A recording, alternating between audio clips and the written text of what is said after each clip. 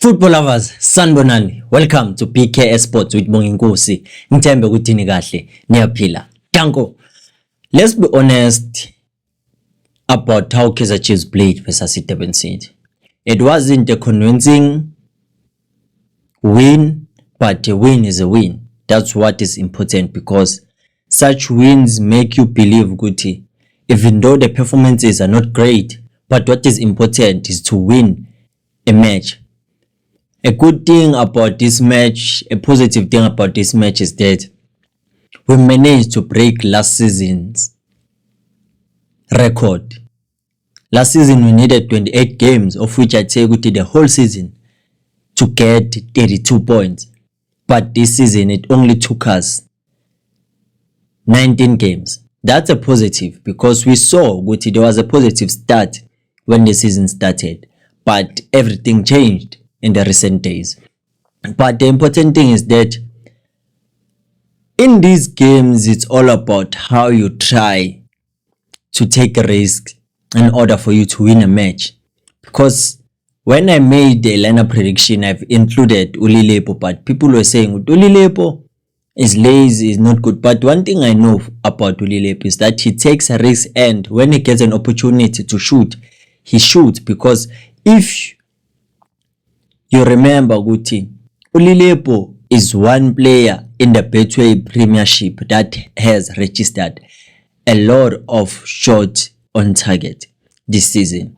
Even though he has less goals than Ution with Golden Arrows, but he is the one that has the most shots on target. Because of why? When he sees an opportunity, he takes a shot. But I want us to discuss about how everything went down. In the first half, we saw the Kaizer Chiefs was trying to play, but the Durban City was making it difficult for them to play. Because we know very well that we use our flanks when we attack. But if a winger that is playing go right wing is facing Terence Mashiro, obviously is going to find difficulties. And it's not only about the winger, but also the fullback that is on the right hand side for Kaizer Chiefs. So it was difficult between Solomons and Lilepo to play because Lilepo most of the time hugs the touchline. So as a fullback, it makes it difficult for you to roam around that flank because you suffocate space, because now in that right flank there's two of you.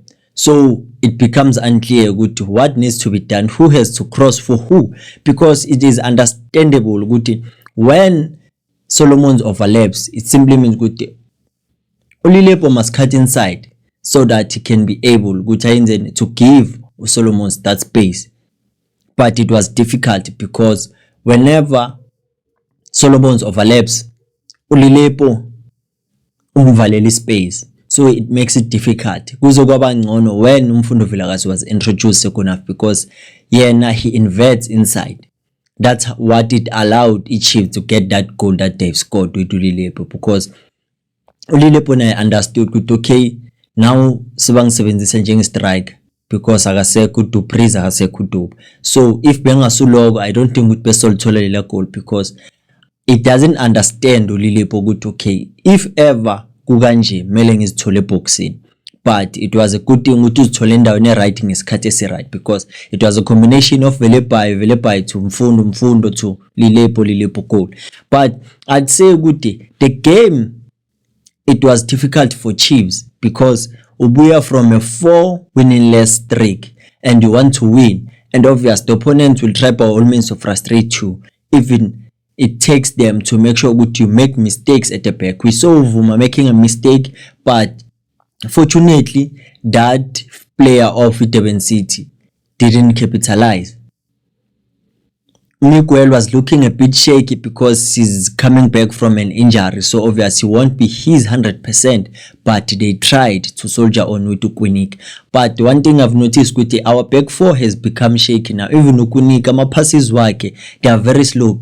We easily lose the ball, and fortunately is that Durban City was not that aggressive so that they can try by all means to head Kaizer Chiefs. But my concern was in the middle of the park. Undlovu was doing all the dirty work as a number 8. compared to Umaboy as a central defensive midfield. Undlovu playing as a box to box was managed ukuthi akwazi ukuthatha amabhola amaningi from opponent. He was dispossessing them because he understands that if you put pressure on opponents, they tend to do what? They crack under pressure, they make mistakes, or when you put a hard tackle, it makes it difficult for them to cope with you because that's why he was winning a lot of balls. But Umaboy at some point there's a way whereby I think he has to change indlela sekadlala ngayo. He's too comfortable and leyo nto leyo igcina se affect yena because there's a moment whereby you have to transition going forward. You want to play progressive football. He'll want to turn with the ball and face our own goal. One mistake that he can make is that if they intercept that ball, they're going straight to the goalpost. And who will be blamed? It's either it's going to be the center backs or the goalkeeper if he was wrongfully positioned because he wasn't aware with such a mistake. For to die, yazi, the more umkhulumela, the more ayenza izinto ezenza ukuthi abantu bathi it doesn't want to grow. Ushaya idolo lapha, of which I believe ukuthi intenhle for our fans, but the score was 0-0. There was no need for that. But one thing about him is that I enjoy seeing him putting himself in those scoring opportunities. The only thing that is letting him down is the decision making. And I hope good he will try by all means to work on that to good I improve because he am affected the way I play on corner, his confidence, because there were many instances where he could have scored, but his decision making was wrong. Because it's not only him, even Abowandile Duba, Eshe Dupriz, you can say with their lone confidence, where they have to pass, they want to shoot. Where they have to shoot, they want to pass. Same with Tulilip. There was a moment whereby he could have laid that ball to Velepai to score a tap in after scoring that goal. There was a chance that came his way, but he bottled it. And then Kaizer Chiefs, I think it doesn't have a plan on how to play. It's all about let's go and we'll see ukuthi kwenzakalani masifika phambili because there was no tactical structure. There was no direction in how we play because bobona kuyiwa phambili uthi ungas understand ukuthi is Dupriz the striker, is Lilipo the striker, is Duba the striker, because they could interchange positions, but still it wasn't enough to frustrate the defense here Durban City because they stood resolute in order to deny Kaizer Chiefs scoring many goals. But they themselves, they were falling short in finding that equalize. But the match overall, I'd say it wasn't a good game, but the results were there for Kaizer Chiefs. I'd say the only difference is that Kaizer Chiefs won. But comparing to the previous performances, I'd say nothing changed. We're still gonna see the next game that we're going to play against Imakase. But the good thing is that Kaizer Chiefs won and the manje seba number bani 5 because Amazulu our number 4 with 34 points. Kaizer Chiefs 33 points and 2 games in hand.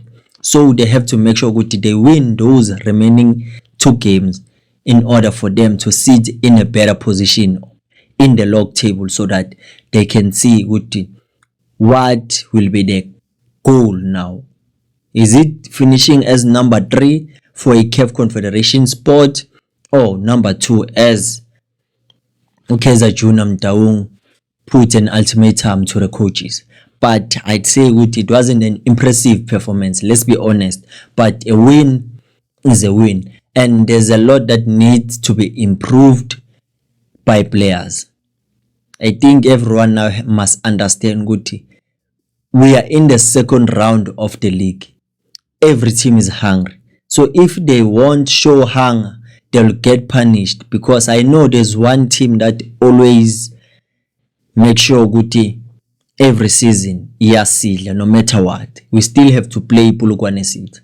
And Polokwane City hlezi siyithola seyizovalwa ileague, seyizophela season, and they would want to cause an upset. But the games that are remaining for Chiefs, I think they have to win them.